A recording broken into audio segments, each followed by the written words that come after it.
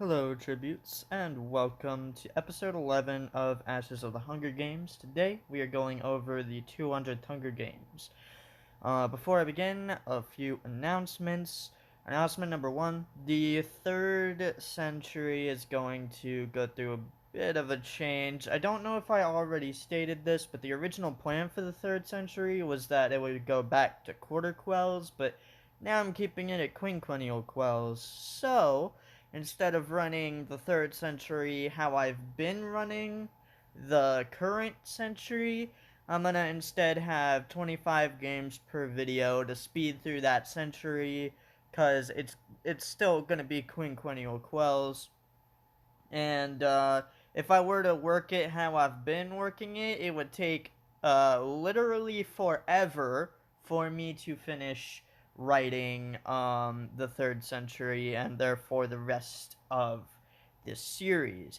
So, I'm gonna keep it at 25 games per video, but the short form content for the quells is going to be a little bit more in depth than the short form content for the games between the quells, but it'll all still be the short form content that you're used to in the 3rd century in the games, or in this century between the quells. But whatever, it's fine. If you don't get what I'm trying to say, cause I'm not very good at explaining things, if you don't get what I'm trying to say, you'll know what I'm talking about when we get to the 3rd century and you see the first episode, episode 12 of it. Anyways, I'd also like to thank a few people. I would like to thank Christian Blanco and Lauren McCouch for making Tales of the Hunger Games and Panem Reborn, respectively. Without them, this series would not exist. Just truly, honestly, would not exist. I'd also like to thank Andrew McLean for giving me some of the art used in this video, for making some of the art used in this video. So, without further ado, let's get into the 200th Hunger Games, which are tributes luck. In accordance with the Treaty of the Reclamation, every 5 years a special set of rules would be incorporated into the Hunger Games in a special set of the games, known as a Quinquennial Quell. These games were used to remind the districts of the capital's continuous command over them. On July 3rd, President Tobias Flickerman came onto the stage in order to make the Quell announcement. He announced that in order to remind the districts of the previous tributes in previous years, the tributes would be reaped from the parents of the previous tributes. After a pause for applause and cheers, President Flickerman announced that he will not be presiding over Panem for very much longer. Recently, he had been diagnosed with a life-threatening variant of cancer, but he also continued by stating that he was going to continue presiding over Panem until this cancer killed him, to which he would let people actually run for presidency instead of just selecting a descendant of his own. President Flickerman then stated that unlike other years of the games, every 100 years all the surviving victors from each district would return to mentor the tributes from those districts. The only victor that was still alive from this century that wouldn't be returning to mentor was Honolulu Headstrom, victor of the 197th Hunger Games, as she was still in the insane asylum. The District 1 female mentors this year would be 91-year-old Rarity Feroza, victor of the 148th Hunger Games, 68-year-old Malaya Lawson, victor of the 171st Hunger Games, 38-year-old Gleam Backrock, victor of the 178th Hunger Games, and 32-year-old Aluma Bates, victor of the 186th Hunger Games. The announcement of these mentors caused cheers throughout the capital, as these careers were some of the capital's favorite victors. The District 1 male mentors this year would be 84-year-old Malachi Brill, victor of the 157th Hunger Games, 77-year-old Beryl Muscabete, victor of the 164th Hunger Games, and 32-year-old Alumo Bates, victor of the 185th Hunger Games. The announcement of these victors also caused cheers throughout the capital, as these careers were also amongst the capital's favorite victors. The District 2 female mentors would be 91-year-old Valeria Dalton, victor of the 149th Hunger Games, 82-year-old Juno Verney, victor of the 159th Hunger Games, 37-year-old Callista Yaroon, victor of the 180th Hunger Games, and 29-year-old Ophelia Allard, victor of the 187th Hunger Games. The announcement of these mentors caused loud cheers throughout the capital. The two oldies, the hot District X victor and the pregnant victor, were definitely some favorites. The District 2 male mentors would be 97-year-old Marcus Ruthens, victor of the 144th Hunger Games, 87-year-old Argentus Steele, victor of the 154th Hunger Games, 74-year-old Lucian Thorne, victor of the 167th Hunger Games, 67-year-old Caius Rigg, victor of the 173rd Hunger Games, 39-year-old Maximus Fox, victor of the 179th Hunger Games, and 18-year-old Cepheus Becker, victor of the 199th Hunger Games. The announcement of these mentors caused cheers throughout the capital. The oldies, the ghost victor, and the savior of the games were 100% favorites of the capital. The District 3 female mentors would be 95-year-old Ada Phantom, victor of the 142nd Hunger Games, and 30-year-old Arsenica Ballander, victor of the 188th Hunger Games. The announcement of this pair of mentors caused jeers throughout the capital, especially because both of them had helped in the freeing of Almenio Vizier. Even though the capital appointed mentors of the 195th Hunger Games helped the heat on the victors die down, the capital still didn't like the District 3 victors especially. The District 3 male mentors would be 81-year-old Clarion Mezu, victor of the 160th Hunger Games, and 23-year-old Almenio Vizier, victor of the 194th Hunger Games. The announcement of this pair of mentors also caused jeers throughout the capital, mostly due to Almenio. After Almenio had killed Araminta, the capital didn't trust any of the threes, let alone Almenio himself. The District 4 female mentors would be 65-year-old Brooke Barakoy, victor of the 172nd Hunger Games, and 25-year-old Kabea Herricks, victor of the 193rd Hunger Games. The announcement of this pair of mentors caused cheers throughout the capital. Brooke and Kabea were two of the most attractive victors this century, and they both had won in very interesting ways. The District 4 male mentors would be 87-year-old Fen Scarper, victor of the 152nd Hunger Games, 74-year-old Arroyo Morales, victor of the 165th Hunger Games, 40-year-old Benji Triton, victor of the 177th Hunger Games, and 37-year-old Corinne Brindisi, victor of the 181st Hunger Games. The announcement of these mentors also caused cheers throughout the capital, especially as it was unknown that Benji had participated in the plan to break Almenio out as well. The District 5 female mentor would be 71-year-old Cher Berkeley, victor of the 170th Hunger Games. The announcement of this mentor caused cheers throughout the capital.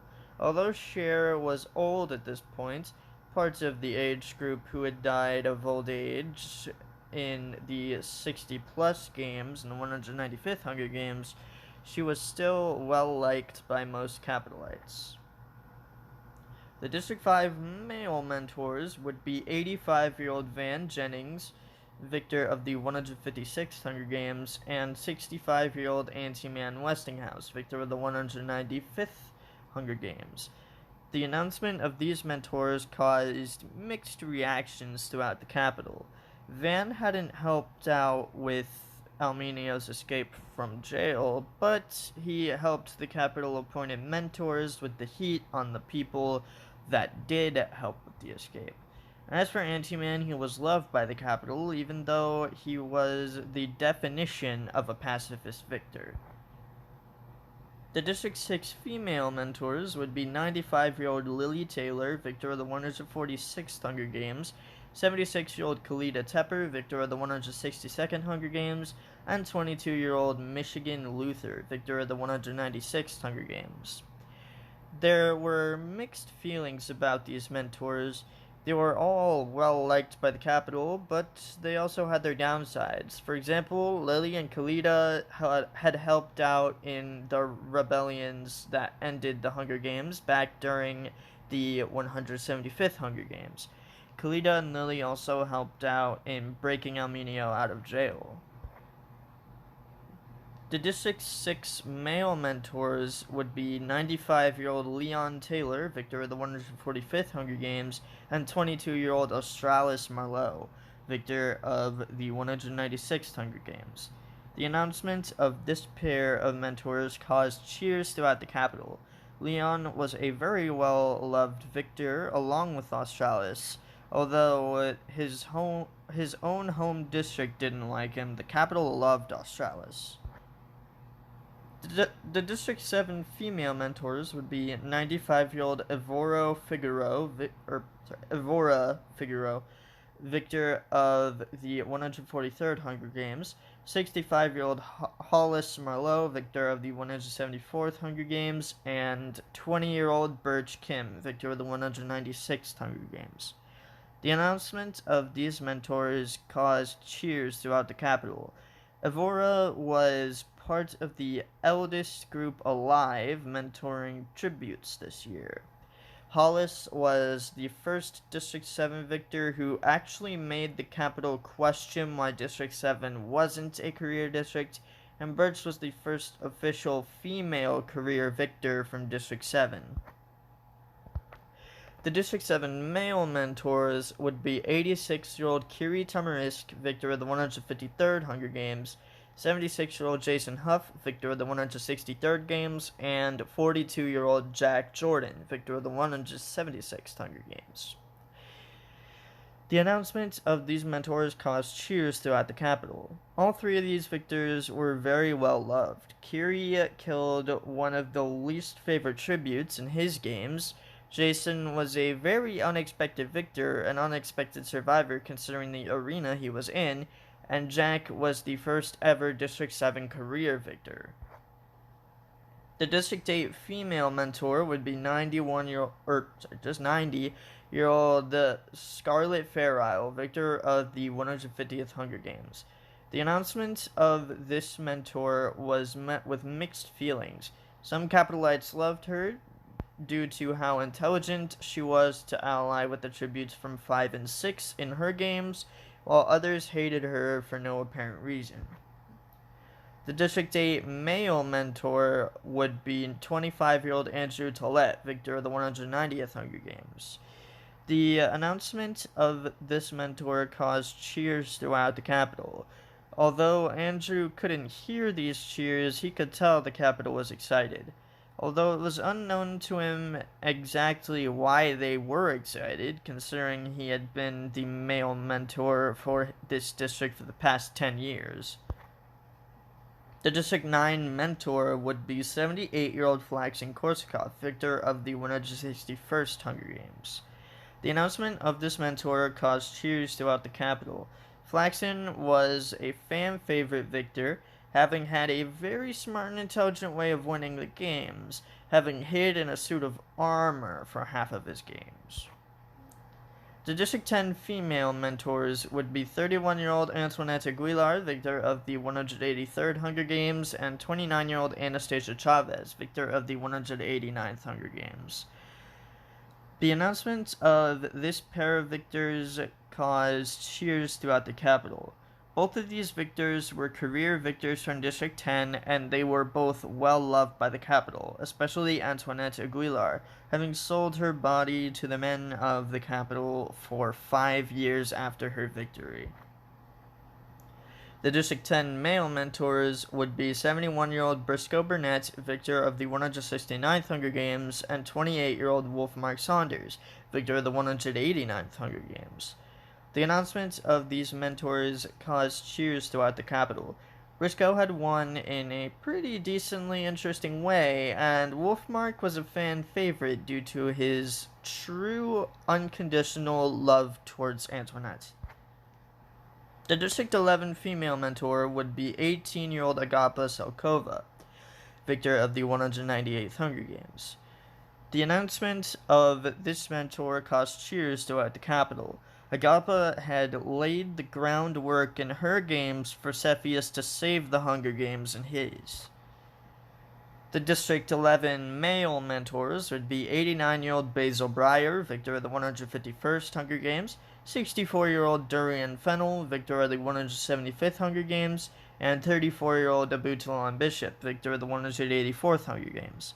The announcement of these mentors caused mixed feelings amongst the capital population.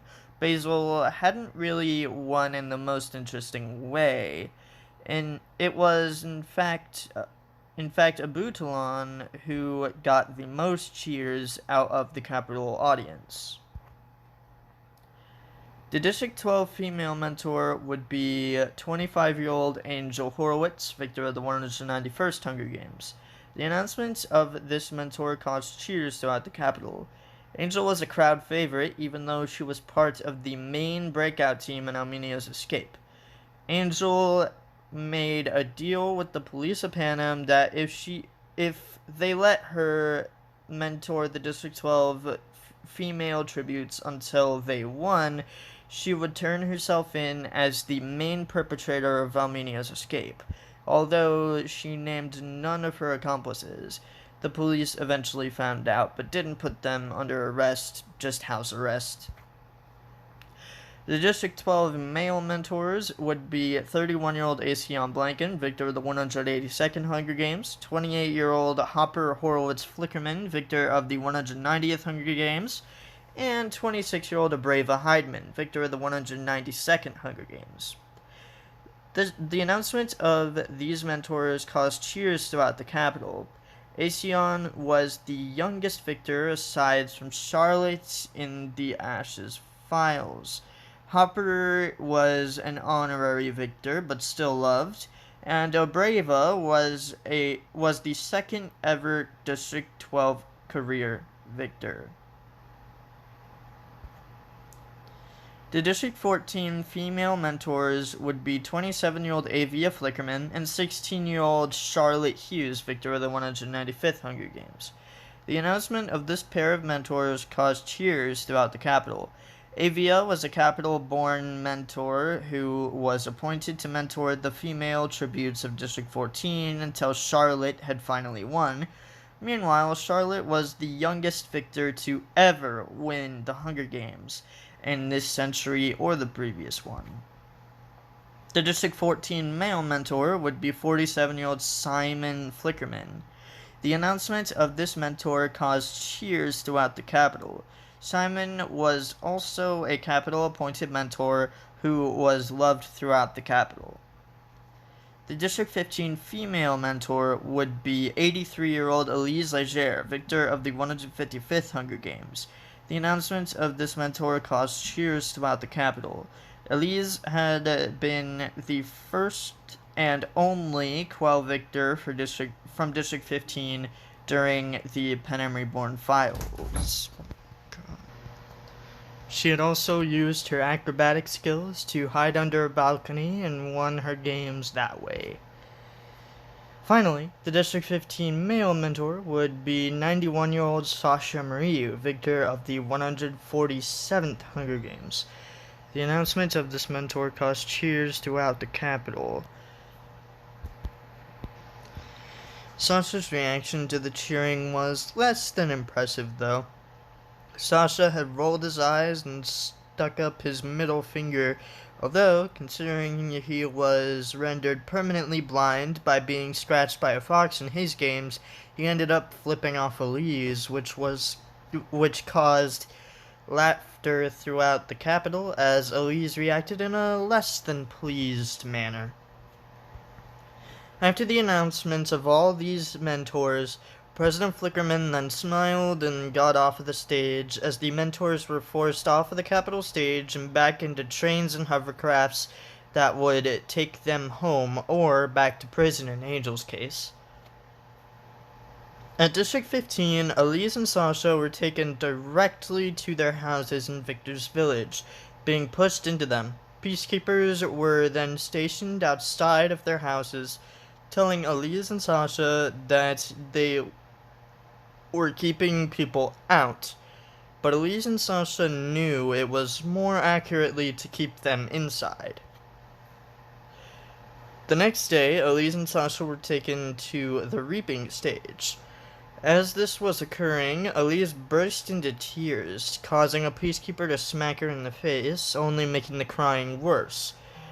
Another peacekeeper then grabbed a piece of tape and put it over her mouth.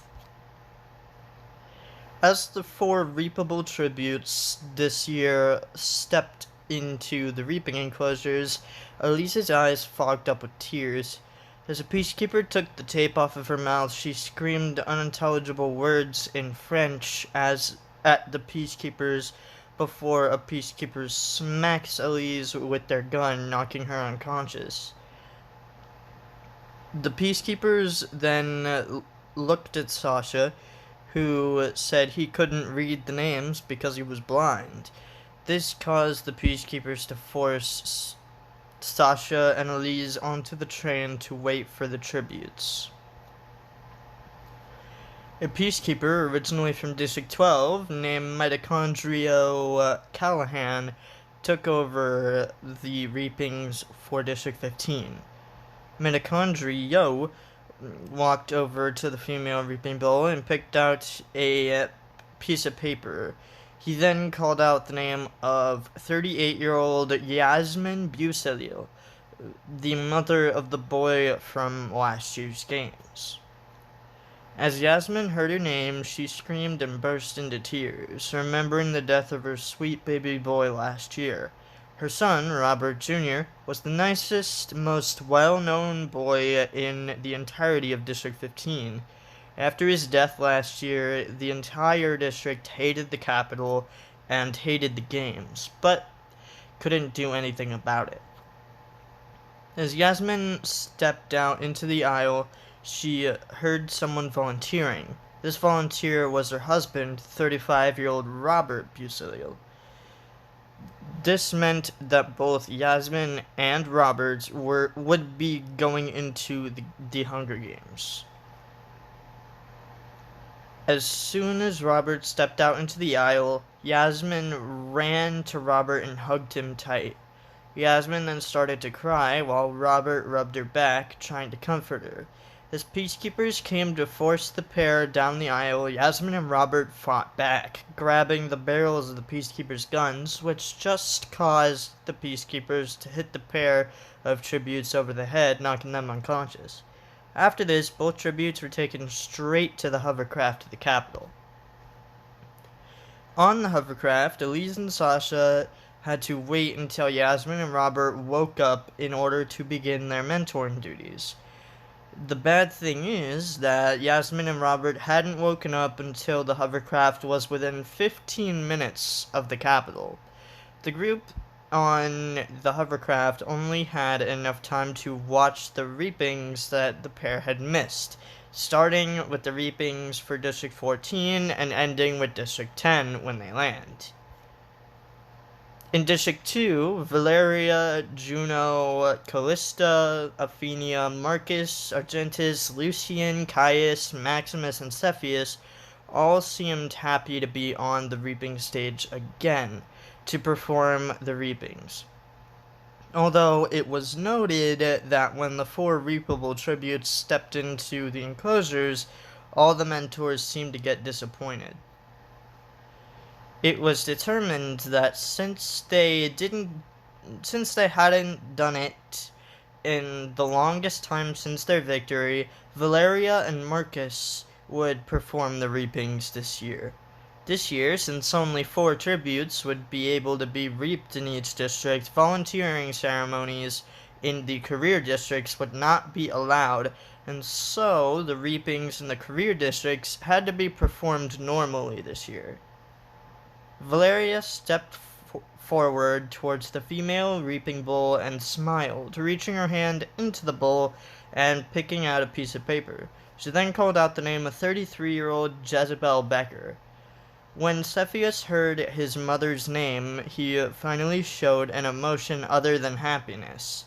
He turned towards a peacekeeper and immediately punched the peacekeeper before Maximus grabbed Cepheus, holding him back.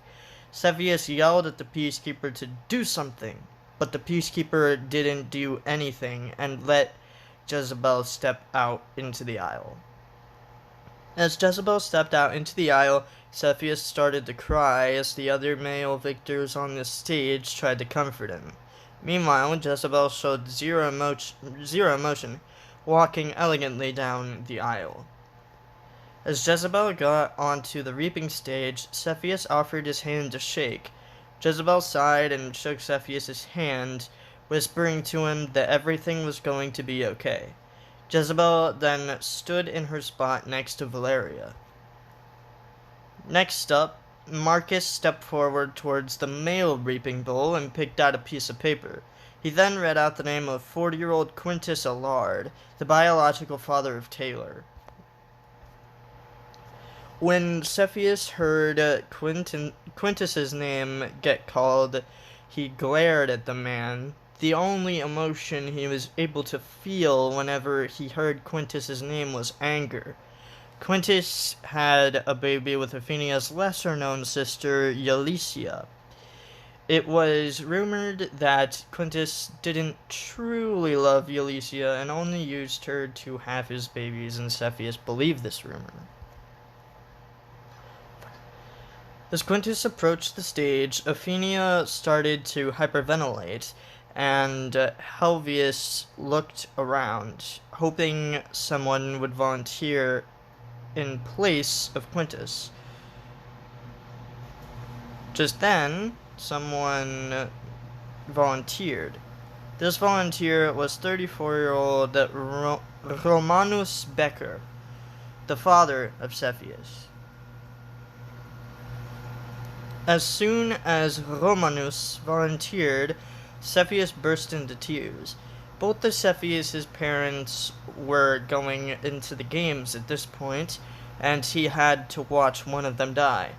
As Romanus stepped out into the aisle, Cepheus looked at him with tears in his eyes, wishing he could run to him and hug him.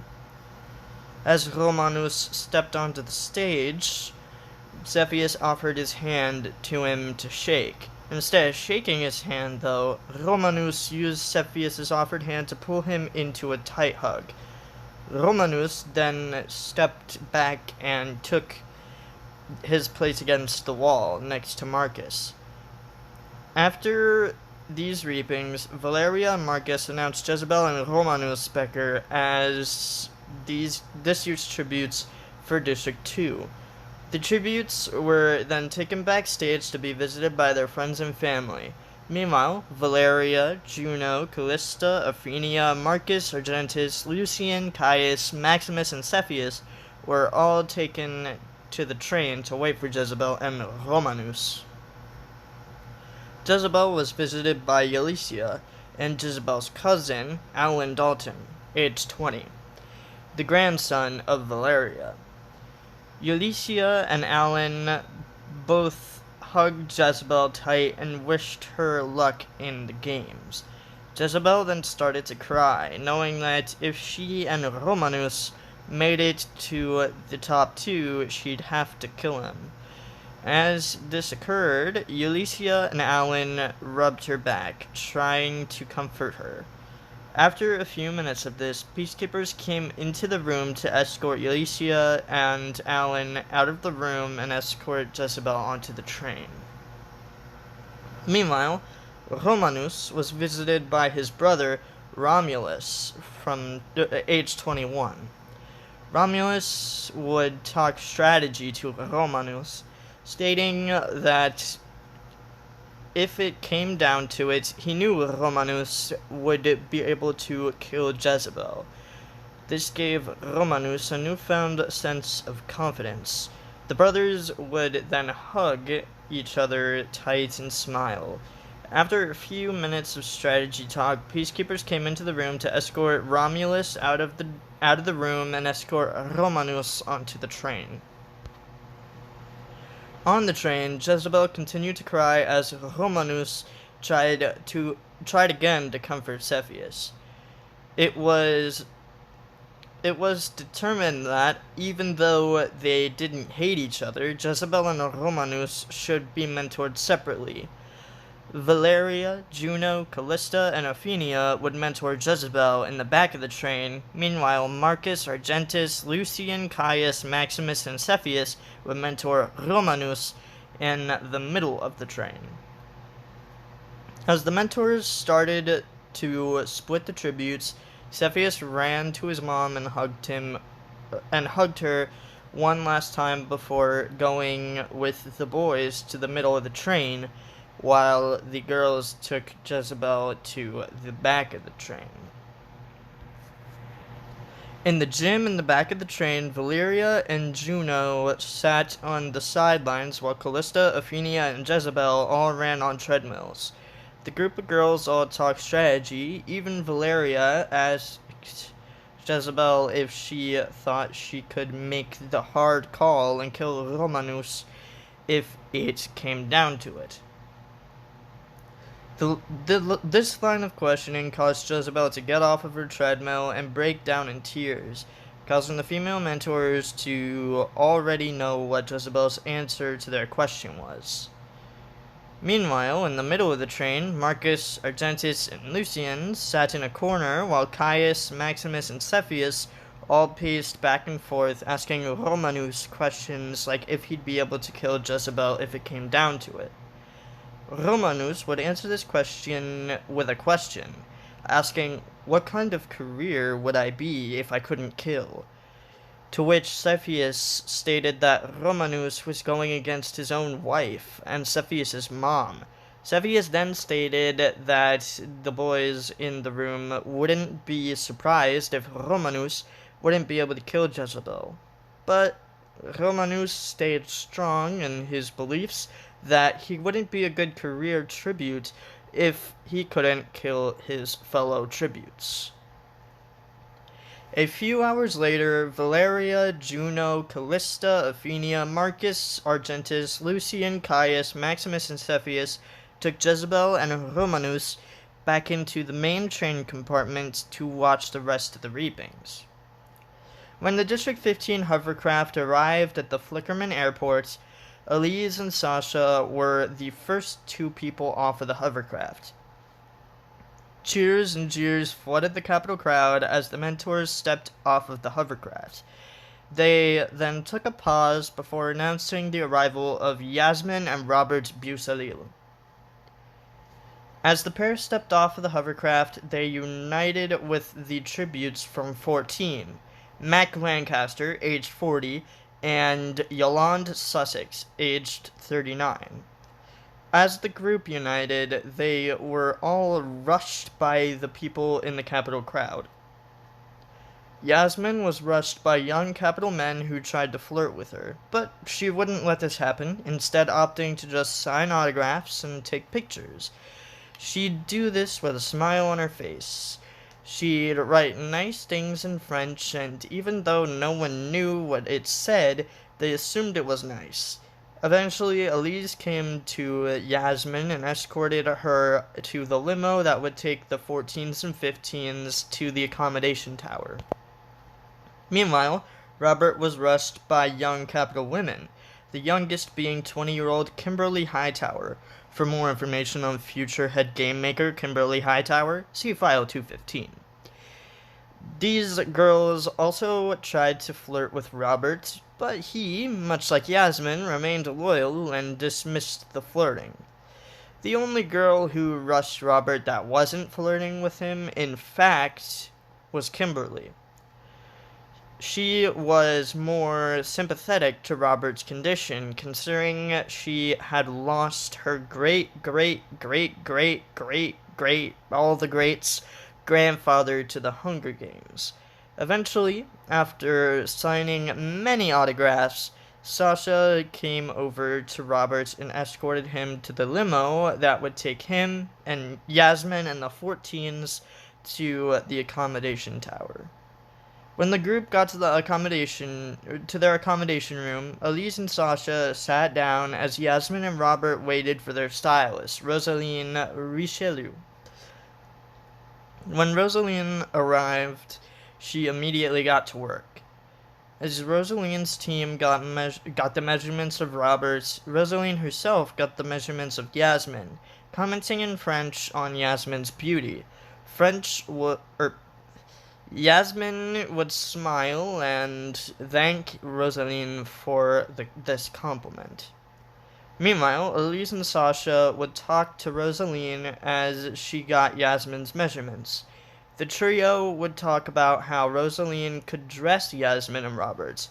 They ultimately decided to dress Yasmin and Robert in outfits that have the French flag on them as a sign of rebellion. After Yasmin and Robert agreed to this idea and got their measurements done, Rosaline and her team left the room to get started on making the outfits. Meanwhile, when the District 2 train arrives in the capital, Valeria, Juno, Callista, Aphenia, Marcus, Argentus, Lucian, Caius, Maximus, and Cepheus were the first people off of the train, with the younger mentors helping the older mentors off the train, something that was seen in most other districts this year. The mentors then took a pause before allowing Aphenia and Cepheus to announce the arrivals of Jezebel and Romanus Becker. As the pair of tributes stepped off of the train, cheers flooded the capital crowd. As Jezebel stepped off of the train, she was rushed by young capital boys and girls who wanted autographs and pictures with the gorgeous Jezebel Becker. As Jezebel did this, the requests got more and more absurd. The strangest request Jezebel got was from an 18-year-old girl named Leighton Hurst. For more information on Vice President Leighton Hurst, see File 201. Leighton had asked Jezebel to autograph her chest. Surprisingly, Jezebel agreed to this, signing Leighton's chest before Callista came to grab her and take her to the limo that would take her and Romanus to the accommodation tower. Leighton would eventually get this autograph permanently tattooed on her chest, where Jezebel had signed it. Meanwhile, as Romanus stepped off of the train, he was rushed by capital children, playing with wooden swords around Romanus. These kids would ask Romanus to play with them, and Romanus would gladly do this. He would let most children win until Emilius and Emilia Anderson had approached. Now being much older than they were during the 176th Hunger Games, both the twins were now 34. Oh my god. Oh my god. Both the twins were now 34, having only been 10 during the 176th Hunger Games. Emilius and Emilia battled with Romanus for a few minutes until Maximus came to escort Romanus to the limo that would take him and Jezebel to the accommodation tower. In the District 2 limo, a mishap happened with the technology and it drove off the edge of the road into a ditch, having also hit the District 1 limo in the process. This meant that neither the tributes from District 1 or 2 would make it to the accommodation tower before the tribute parade.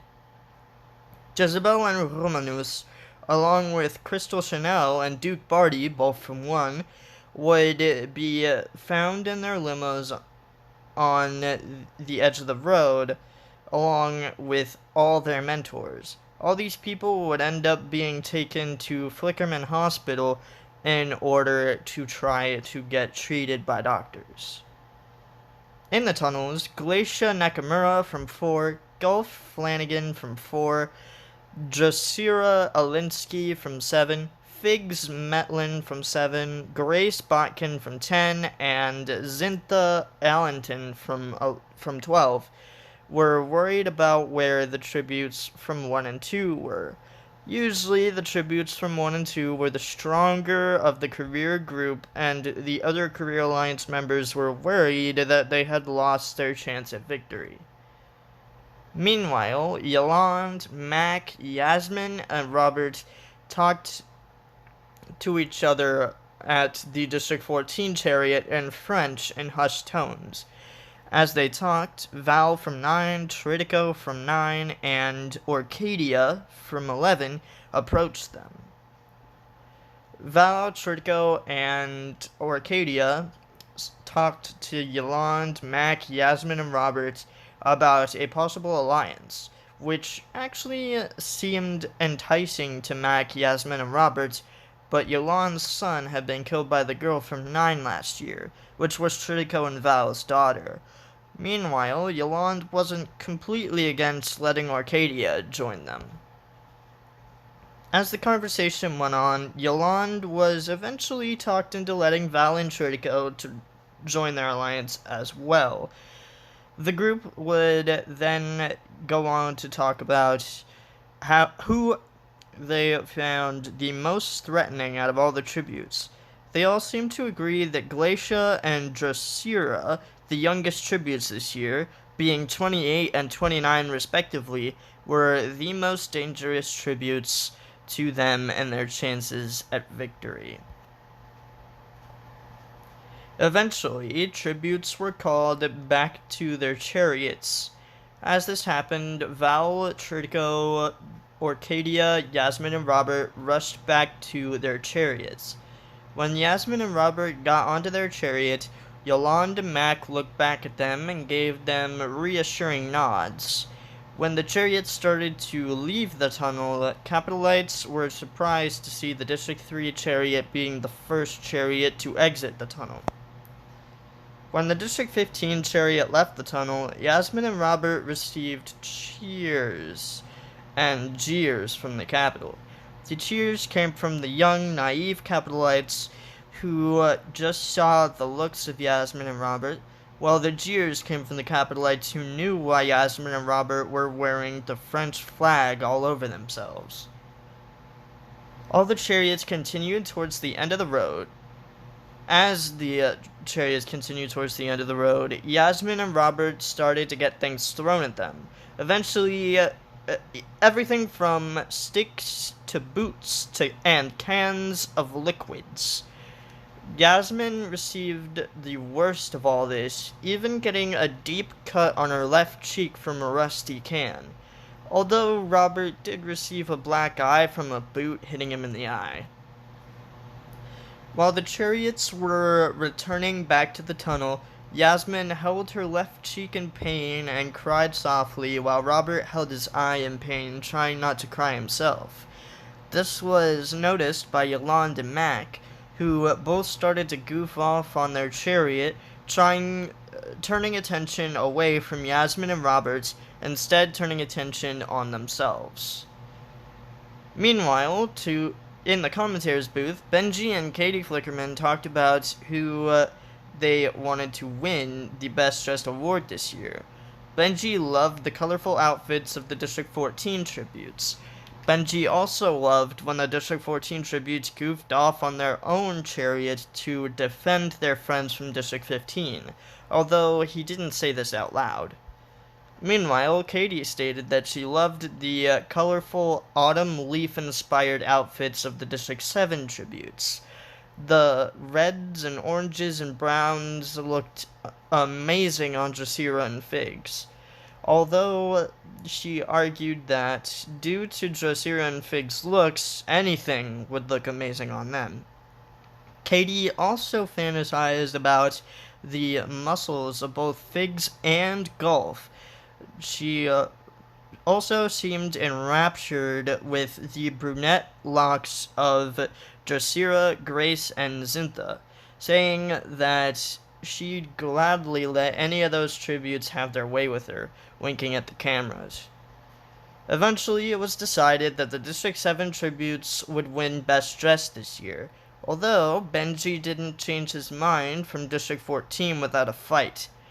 After this, Benji left the room to see his tributes back in the tunnel. Meanwhile, Katie stayed to announce the winner of the Best Dressed this year. Back in the accommodation tower, Yasmin and Robert turned on the news, which was talking about the crash of the Districts 1 and 2 limos. This caused Elise and Sasha to sit with their tributes, being curious about what had happened after the crash. That night it was revealed by news anchor Palmyra Lynch that Duke had died in the accident, while Crystal, Jezebel, and Romanus had all survived with various levels of injury. Crystal had a dislocated shoulder, Jezebel had a broken left leg and broken right wrist, dislocated left shoulder, and a black eye, and Romanus had the worst injuries of all of the survivors of the accident, being put in a full body cast due to his injuries. After this reveal, the news camera switched over to President Flickerman, who had a couple announcements to make. His first announcement was that due to the popularity of how he runs the games and the training, this year the training would all be done solo and tributes would be able to visit other districts' accommodation rooms, like most of the other years since he had become president. President Flickerman then stated that due to the limo crash, a couple tributes were being kicked out of the Hunger Games because of the fact that President Flickerman and Detective Donovan Dose found out who was at fault for the crash. The tributes from the rebelling districts would be killed by peacekeepers.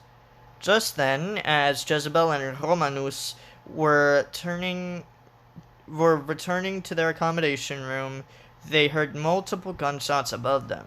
These shots were revealed to have been aimed at Safaria and Zener from 3, as well as Victoria and Wisconsin, both from 6. After it was determined that the rebellions raging in Districts 3 and 6 after the Quell twist was announced was what caused the crash. After this, a memorial video for Duke, Safaria, Zener, Victoria, and Wisconsin was shown on the news. As the news broadcast continued with other random topics, Yasmin and Robert looked at each other in surprise and fear after what had just happened. Elise and Sasha would try to calm the pair down, but this wouldn't work. Eventually, Elise and Sasha would offer Yasmin and Robert a glass of wine, to which both tributes would agree to drink some.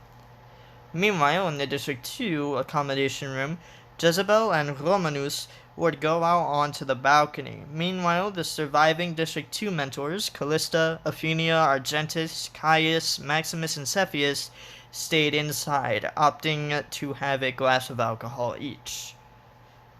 Out on the balcony, Jezebel and Romanus stayed silent, not knowing what to say. Just then, Crystal came out onto the balcony with Glacia, Golf, Dracira, Figs, Grace, and Zinta. Glacia and Dracira both stated that they were glad that another young mother was going to be with them. Meanwhile, on the inside of the District 2 accommodation room, Malaya, Gleam, Aluma, and Alumo came into the room with Brooke, Kabea, Fen, Arroyo, Benji, Corinne, Avora, Hollis, Birch, Kiri, Jason, Jack, Antoinette, Anastasia, and Angel. As these two groups talked and the mentors took shots together, all seemed well, with the entire career group, tributes and mentors, forgetting about the circumstances for a moment.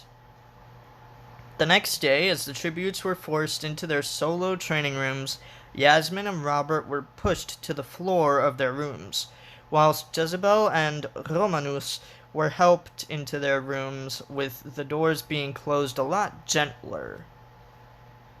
In Robert's training room, Robert looked around the training room, wondering what he should do.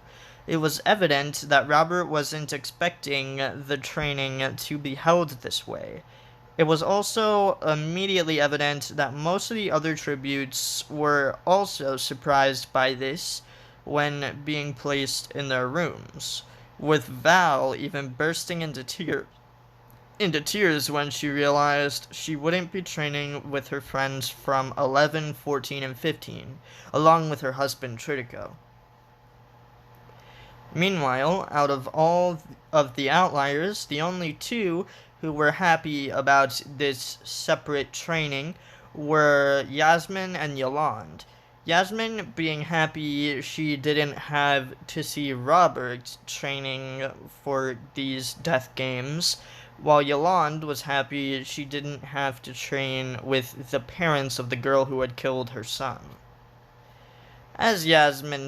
In Yasmin's training room, she looked around at all the training stations before ultimately deciding to spend her time training in spears. She picked up a spear and threw it at a target on the other side of the room, missing it by mere inches.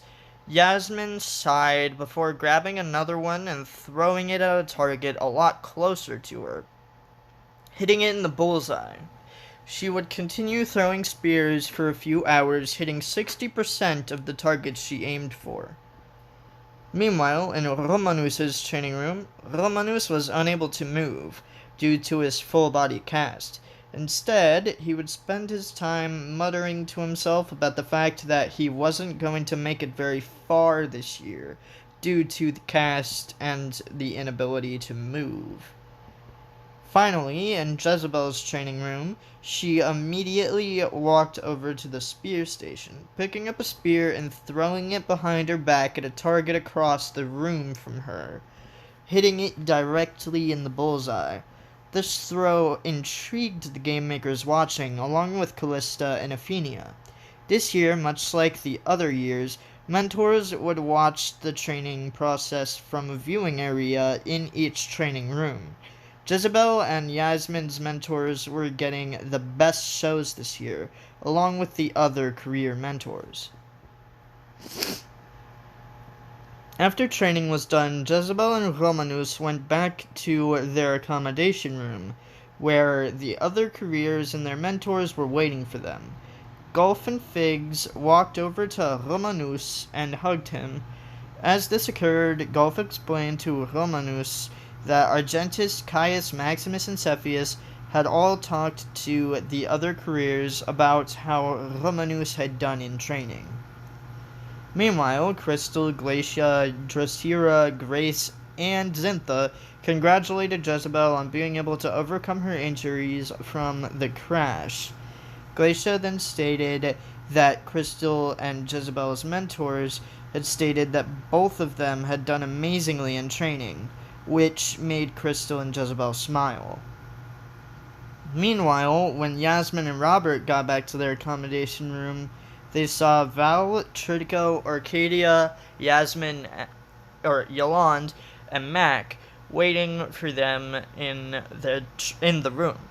The group would all congratulate each other on how they each did in training, even though they didn't really know for certain how each other did, only knowing from rumors from each other's mentors. Meanwhile, Flaxen, Agapa, Avia, Charlotte, Simon, Elise, and Sasha would talk to each other and drank glasses of alcohol together. Flaxen, Avia, and Charlotte drank the most, bursting into fits of laughter, while the others made sure Flaxen, Avia, and Charlotte didn't do anything too stupid.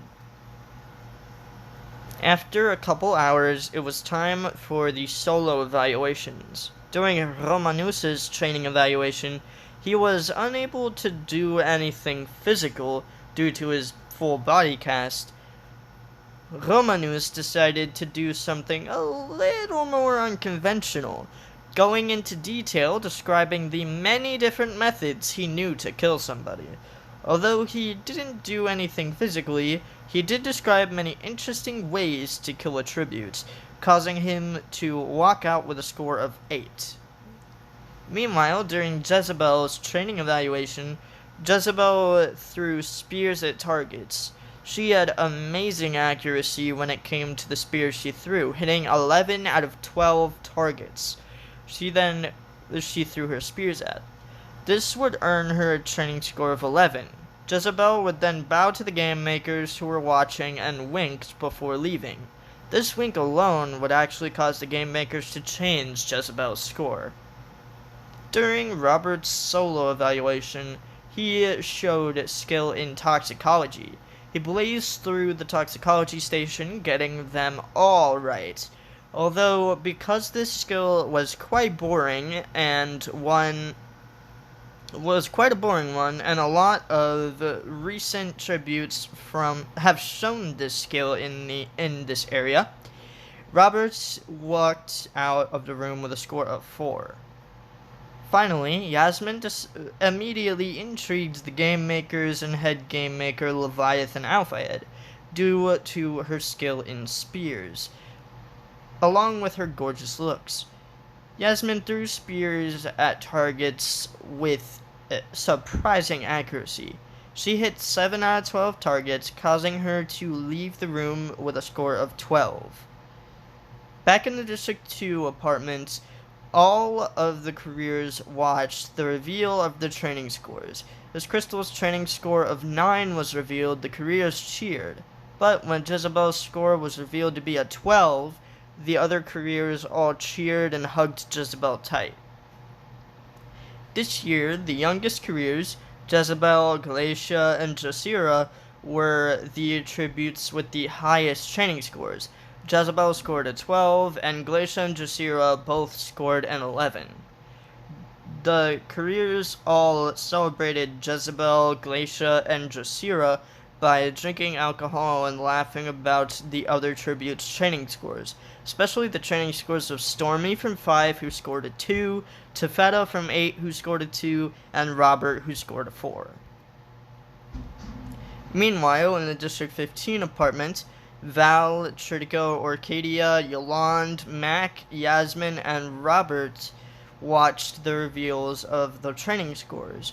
The group cheered when Tritico's score of 8 was revealed, those cheers getting louder when Yolande and Mac's scores of 10 were revealed. Although Yasmin's training score was the 4th lowest out of the Alliance, being beaten by Robert's 4, Orcadia's 6, and Val's 5, Yasmin's training score was still celebrated. After the reveal of the last training score, Val, Tritico, Orcadia, Yolande, Mac, Yasmin, and Roberts went out onto the balcony to talk while their mentors stayed inside and drank together. The next night, the interviews were held. After the interview of Crystal, it was Jezebel's turn. Jezebel stepped out onto the stage in a gorgeous golden dress with a smile on her face, showing off her pearly white teeth. As Jezebel sat down, Mia and Tia immediately started flirting with Jezebel, as they had done with Crystal. Jezebel returned this flirtatious mood, acting a bit flirty herself as well. This went on throughout her whole interview, to the point where Jezebel's last question was asking her if she'd go out with them if she had won, to which Jezebel replied with a nod and a wink before stepping off the stage to the sound of cheers and applause. Up next was Romanus. Romanus stepped out onto the stage in an amazing golden suit. Mia and Tia would compliment Romanus on his suit before he took a seat. Throughout his entire interview, Mia and Tia talked more like friends towards Romanus, unlike how they talked to Jezebel. About halfway through his interview, Romanus got mad that these girls were flirting with his wife, and he got up, bowing and leaving the stage. After the interview with Mac, it was time for Yasmin's interview. As Yasmin stepped out onto the stage in a dress that was covered in French flags, the Capitol crowd started to throw things at her. Yasmin would sit down across from Mia and Tia, who complimented her dress. Yasmin would smile at these compliments, not expecting them from such mainstream Capitolites like the Flickerman twins. As her interview went on, Yasmin would answer the Flickerman twins' questions with her thick French accent. Although it would be hard for the twins to understand her, they were still able to make the interview interesting. By the time the interview was over, the Capitol crowd actually started to like Yasmin, and as she left the stage, the Capitol crowd cheered for her. Finally, it was Robert's turn. Robert stepped out onto the stage in a suit covered in French flags. The French flags weren't well liked by the Capitol, but because of Yasmin's highly successful interview, the Capitol had high hopes for Robert's interview. As Robert sat down, Mia and Tia complimented Robert on his suit, which garnered a thank you from Robert in his French accent that was even thicker than Yasmin's. Mia and Tia were unable to understand most of Robert's answers, but they still tried to ask him questions about the games. After a little while, Robert stood up and smiled, bowing to the Capitol crowd and stepping off of the stage. That night, at the District 2 apartment, Jezebel and Romanus could hear Crystal getting intimate with Glacia from below them. As they heard this, Romanus sighed, laying in his and Jezebel's bed. As Jezebel came into the room, she laid down next to Romanus and smiled, stating that he didn't need to get intimate with her tonight in order for her to still love him. Romanus would smile at this and glance at Jezebel. Jezebel would then kiss Romanus goodnight before trying to fall asleep, finding it kinda hard to do so until Crystal and Glacia finally stopped being intimate at midnight.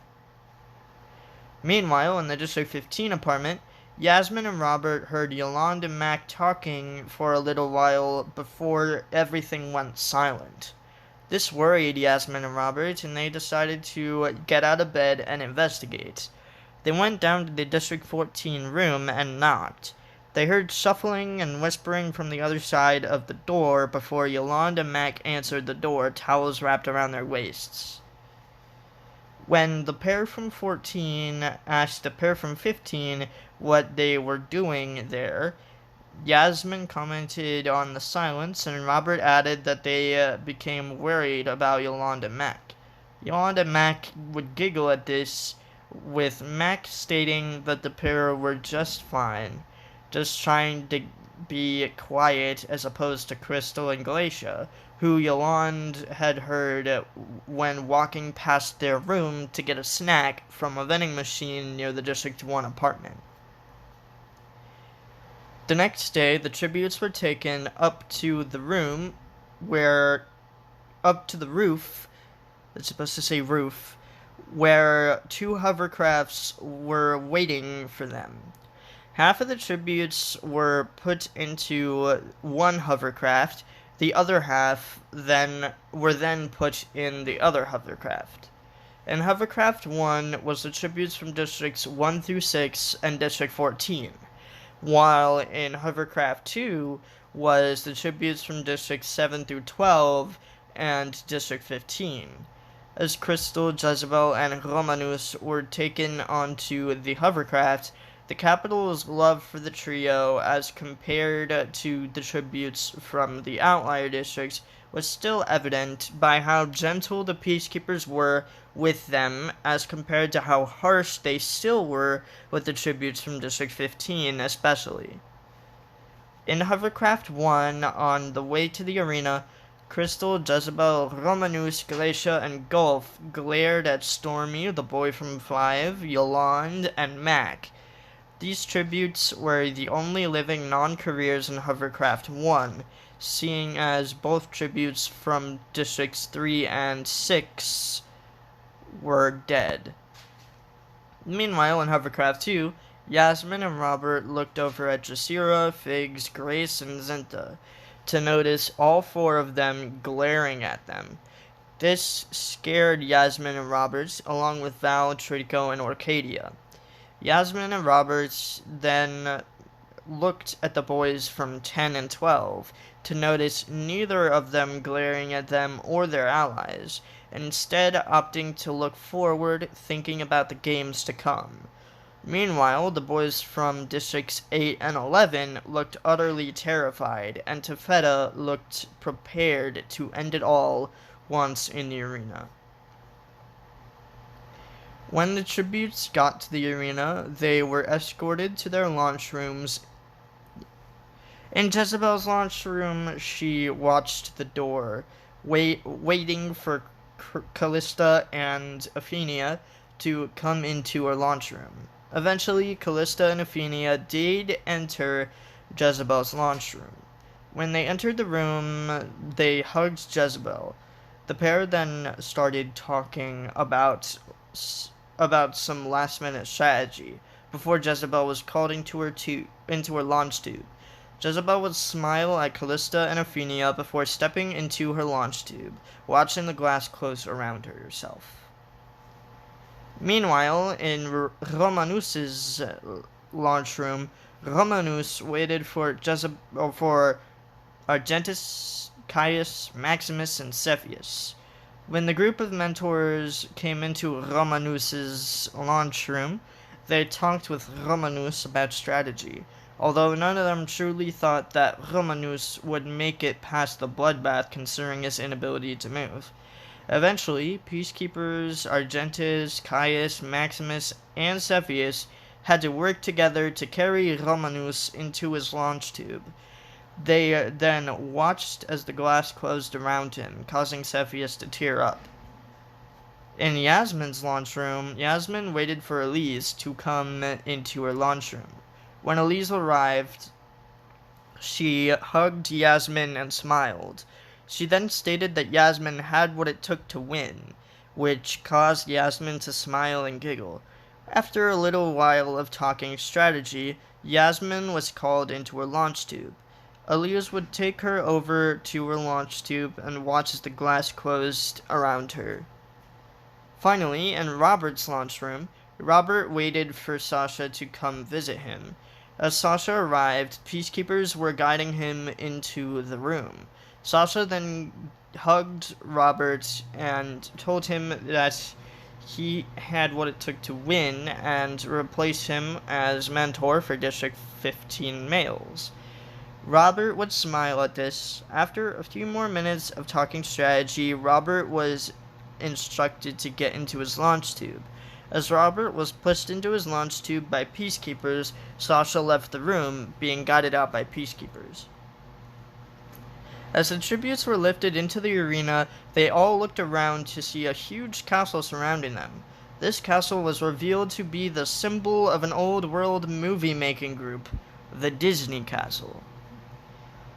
As the tributes looked around and the podiums were stopping, Romanus's podium shook a little when it stopped, causing Romanus to lose his balance and fall off of his podium, blowing up.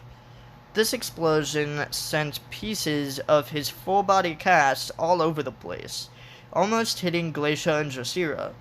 Glacia had managed to gracefully duck under the incoming piece, while Jasira caught the piece that came at her just inches from her face. Meanwhile, the boy from 8 and the boy from 11 got hit by pieces of Romanus's cast. causing them to be knocked off of their podiums, blowing them up as well, splattering blood all over the nearby tributes, including Crystal, Jezebel, Golf, and Stormy. As Jezebel looked around after all the carnage, she noticed that there was a spear directly in front of her in the cornucopia. She then looked to the side to see Yasmin right next to her, also glaring at the spear. This made Jezebel laugh a little, as Jezebel looked back at the spear.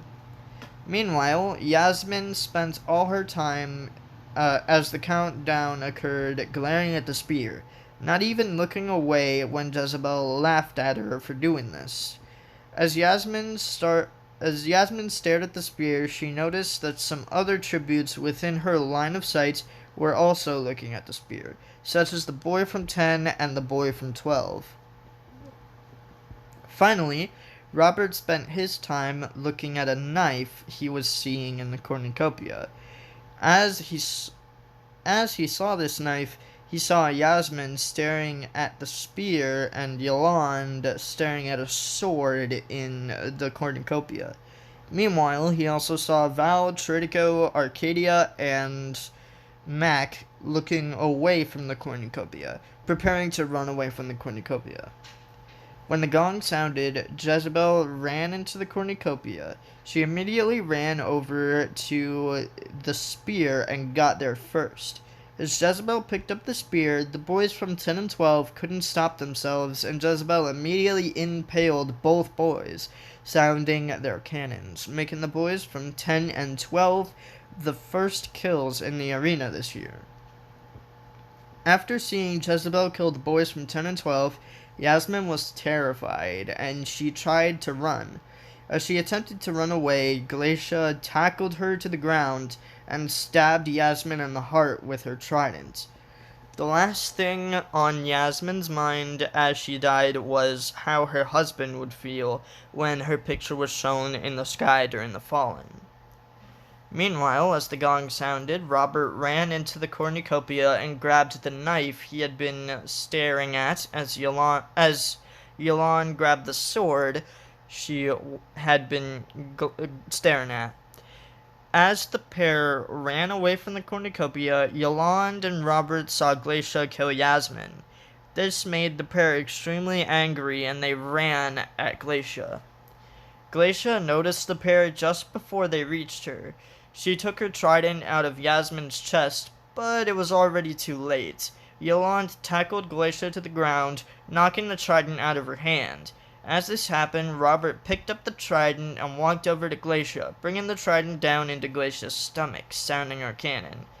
Yolande then stood up and ran away from the cornucopia with Robert, meeting up with Val, Tritico, Arcadia, and Mac. As the careers watched the rest of the Outliers leave, Crystal and Jezebel sat in a corner, and Crystal comforted Jezebel as she cried over the loss of her husband, Romanus. Meanwhile, the other careers counted their kills. Drosera would see Crystal and Jezebel in the corner and start to think that they would be adorable together. A little while later, Jezebel and Crystal got up and went over to the other careers, who had already started a campfire when the sun was starting to set. As the girls walked over to the campfire, most of the other careers had started to ship Jezebel and Crystal together. The first night, it was decided that the watches would be taken in pairs. Jezebel would take the first night watch with Drosera. Meanwhile, Crystal would take the second night watch with Zinta. During the first night watch, Jezebel and Drosera talked for a little while before Drosera noticed Crystal tossing and turning in her sleep. Drosera would ask about this, to which Jezebel would reply that ever since the crash and the death of her son last year, Crystal had nightmares. After Jezebel told her this, Drosera was understandably confused on how Jezebel knew this, until Jezebel stated that Crystal had been pretty open about it with her. Jezebel and Drosera would spend a little while longer talking to each other about Crystal until Crystal shot awake, breathing heavily with wide eyes, clearly awakening from a nightmare. Jezebel and Jasira immediately went over to Crystal in order to comfort her. Although Crystal appreciated the comfort from both girls, she only wanted Jezebel there.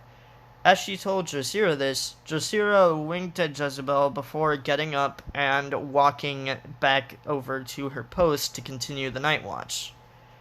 Jezebel stayed with Crystal for a while until Crystal just pulled Jezebel into a kiss.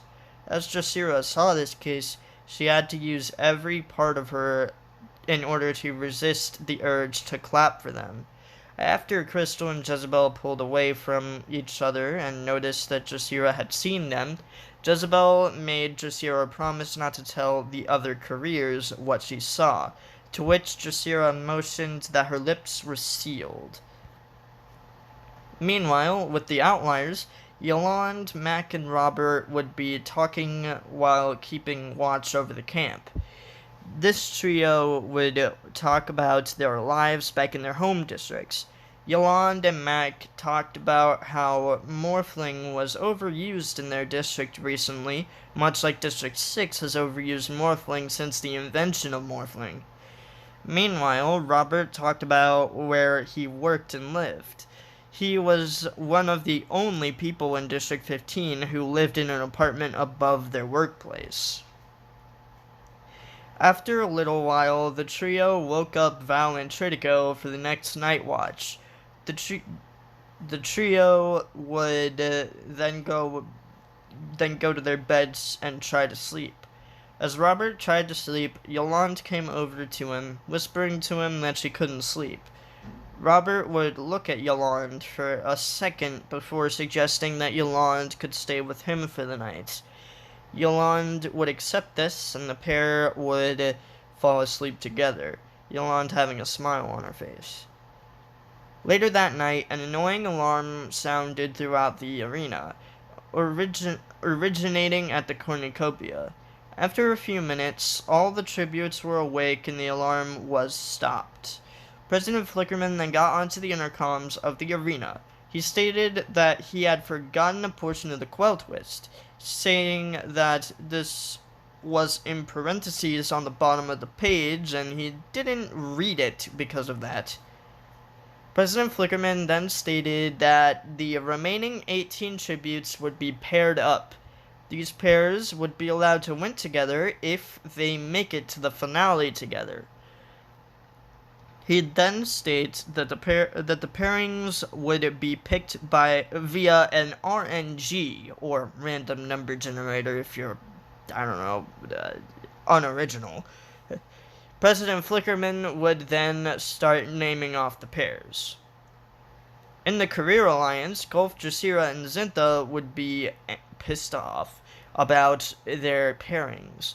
Golf would end up being paired with Tefeta, Jasira would end up being paired with Val, and Zinta would end up being paired with the boy from 5. Meanwhile, in the Outlier Alliance, Val and Trinico would be pissed off about their pairings as well, Val being paired with Jasira, and Trinico being paired with Stormy. Finally, the other careers and outliers were happy about their pairings, considering they were paired with other members from their alliances. Crystal and Jezebel were paired together, Grace and Figs were paired together, Orcadia and Yolande were paired together, and Mac and Robert were paired together. That night, the big alliances decided to split up in order for the tributes in both large alliances to leave and find their pairings. Meanwhile, Crystal and Jezebel stuck together with Grace and Figs. Crystal and Jezebel would take the first watch, while Grace and Figs would take the second. Just then, a cannon was heard in the distance, along with President Flickerman's voice saying, "May the odds be ever in your favor." The cannon was revealed to belong to the boy from 5, who had been attacked by this year's Mutts, Mickey Mouse mascots. This immediately enraged Zinta, as she was now solo, having just left the careers to find this boy. Meanwhile, the Outliers stuck together to help Val and Tritico find their pairings. As the group found Stormy, both the big group and the solo felt threatened by each other. But when both sides realized the other wasn't going to make the first move, they took their hands away from their weapons, and the Outliers sent Tritico over to Stormy, saying goodbye to him. Eventually, Jasira found the Outliers. The tension in the arena could be felt. The tension in the area could be felt by everyone all over Pan Am. Jasira glared at the Outliers from across the room in the castle they were in, hand on her axe. In a split second, Jasira grabbed her axe and threw it straight into the head of Val, sounding her cannon. This angered the other Outliers, causing Yolande herself to run at Jasira. Yolande then took out her sword as Robert took out his knives to give Yolande some backup. As Yolande ran at Jasira, Robert threw one of his knives at Jasira, hitting her in the arm. As Jasira grips her arm in pain, Yolande tackles Jasira to the ground and stabs her in the stomach, chest, and face repeatedly, sounding her cannon. Meanwhile, during Jezebel and Crystal's watch, they heard the cannons of the Outlier versus Jasira fight, followed by two others. These other cannons were revealed to belong to Tafetta and Golf, after the pair got into a fight over where they should camp. The fight ended in both tributes inflicting deadly wounds to each other. As this was occurring, Jezebel and Crystal feared what Grace and Figs would do to them once they fell asleep. It seemed as though the pairs were already turning on each other, and this realization scared the pair. Meanwhile, after the deaths of Val, Tritico, and Stormy, the Allies,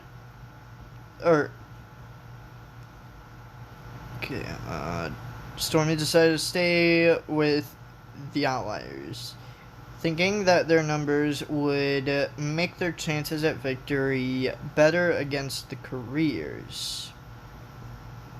Oh, Tritico and Stormy decided to stay with the Outliers, thinking they had a better chance than the careers.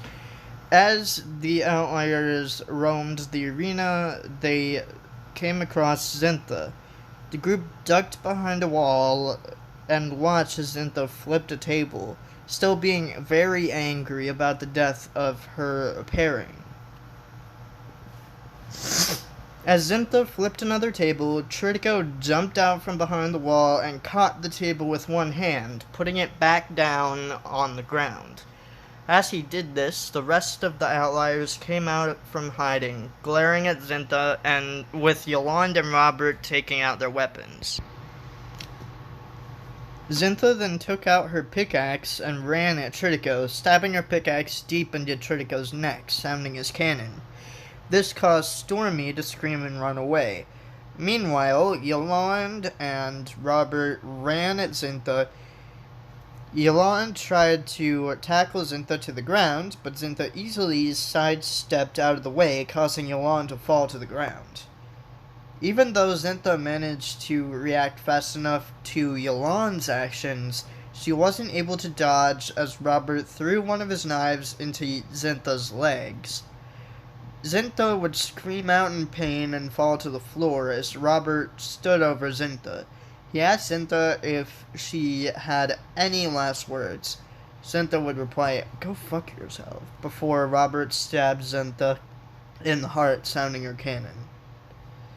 After this fight, it was down to the top 9. The top 9 consisted of Crystal from 1, Jezebel from 2, Stormy from 5, Figs from 7, Grace from 10, Orcadia from 11, Yolande from 14, Mac from 14, and Robert from 15. Stormy being the only one out of the 9 without a living pairing. As Crystal and Jezebel thought, they decided that they would abandon Grace and Figs for their own safety. As they got up from their position, Grace and Figs didn't awaken. As they were getting ready to leave, they saw Stormy sneaking around the back of the cornucopia. Crystal would sneak up on Stormy, making sure Stormy couldn't hear her. Once she got close enough, Crystal took out her knife, skillfully slitting Stormy's throat, sounding her cannon. Jezebel gasped as the cannon caused Grace and Figs to start to stir awake. Just then, Crystal came up to her and grabbed Jezebel by the arm and dragged her away, hiding around the corner as Grace and Figs woke up. Crystal and Jezebel then listened in as Grace and Figs started to theorize about who had just died. The pair had hoped it was either Crystal or Jezebel, considering that would mean one less tribute to kill that day. Just then, water started to pool in from the doors, starting to flood the castle. Crystal, Jezebel, Figs, and Grace noticed this water and started to run higher up in the castle. As Crystal and Jezebel stayed far behind Figs and Grace, hoping not to be seen, still listening in on their conversation as they continued to talk while running. As Figs and Grace got to the top of the castle, 2 cannons went off. These 2 cannons belonged to Orcadia and Mac. As these cannons went off, Yolande and Robert showed up at the top of the castle. Figs and Grace laughed, stating that these are the tributes we have to fight to win, in a joking manner. Yolande and Robert just glared at the career pair and took out their weapons. Figs and Grace then took out their weapons. As Grace ran in with her scythe, Figs threw an axe at Yolande, hitting her in the heart, sounding her cannon. The next events happened super quick, and some Capitolites weren't even able to see what had happened due to a blackout from a storm in the capital. Thankfully, I have access to the full files, which have the next events accounted for. The next second, Robert grabbed 2 knives out of his backpack, throwing both of them at the same time. One knife hit Figs directly in the head, sounding his cannon. Meanwhile, the other knife hit Grace in the leg, causing her to fall to her knees. At that point, Crystal and Jezebel came out of their hiding spot. Jezebel jumped onto Grace and stabbed her in the neck with her spear. Meanwhile, Crystal ran at Robert. Robert tried to get another knife out of his bag, but it got stuck on something. As Robert screamed and tried to yank his knife out of the bag, Crystal tackled him to the ground.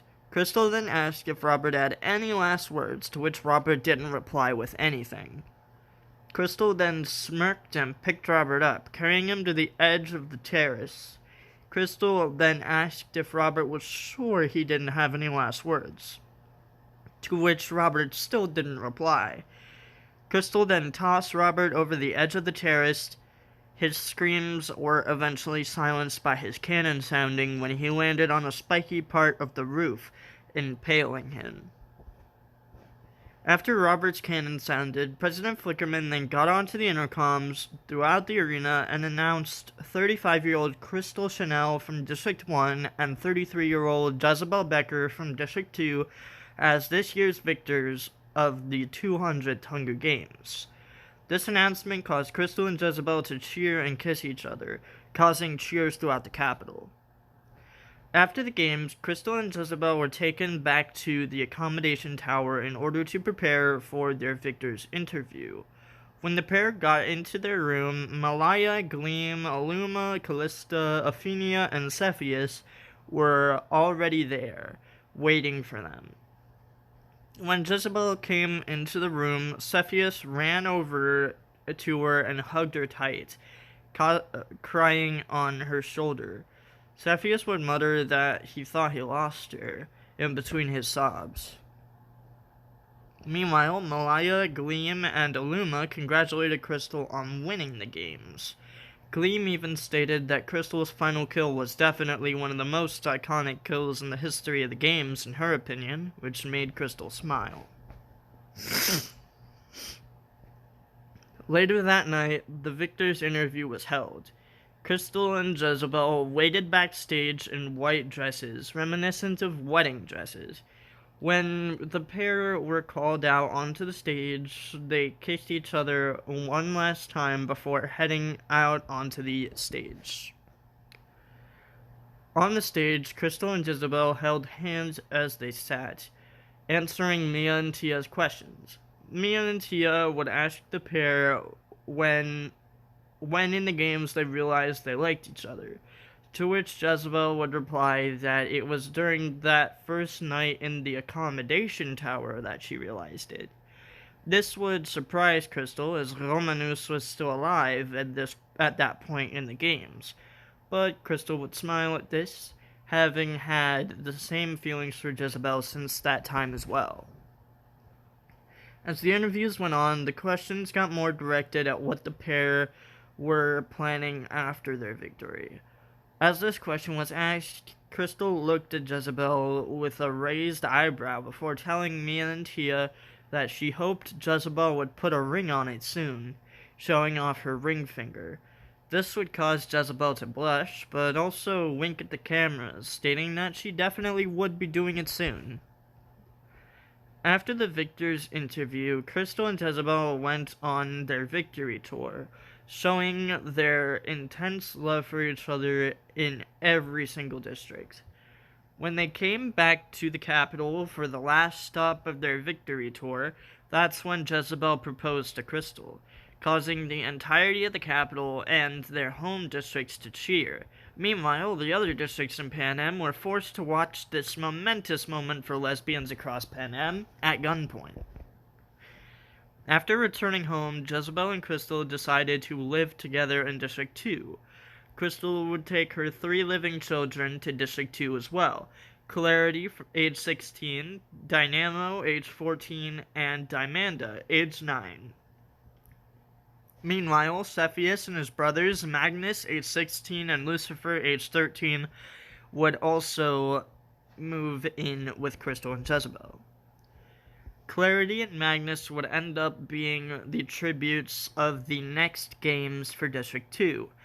This pair would not survive to tell the tale, however, causing the rest of the Becker family to not compete in future games, choosing a life of happiness over a life of pride. So yeah, guys, that is the end of the 200th Hunger Games, and that marks the end of the 2nd century. The next video I upload will just be like a showcase of all the slides of all the victors who have won in the past games. So that means a slideshow presentation of all of the victors from the 101st games all the way to the 200th games.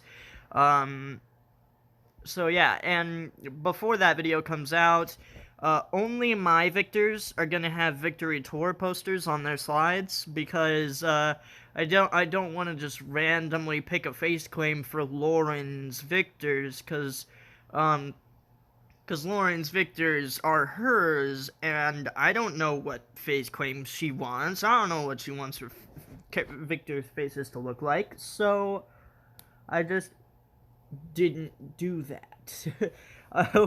I hope you guys understand why I didn't do that. But anyways, guys, yeah, that is the end of the 2nd century. Stay tuned for the 3rd. I'm currently writing the first video of the 3rd century right now. But yeah, guys, if you guys enjoyed this video, and you want to see more videos like this one, then slap that like button. And, as always, stay awesome. Goodbye, everybody.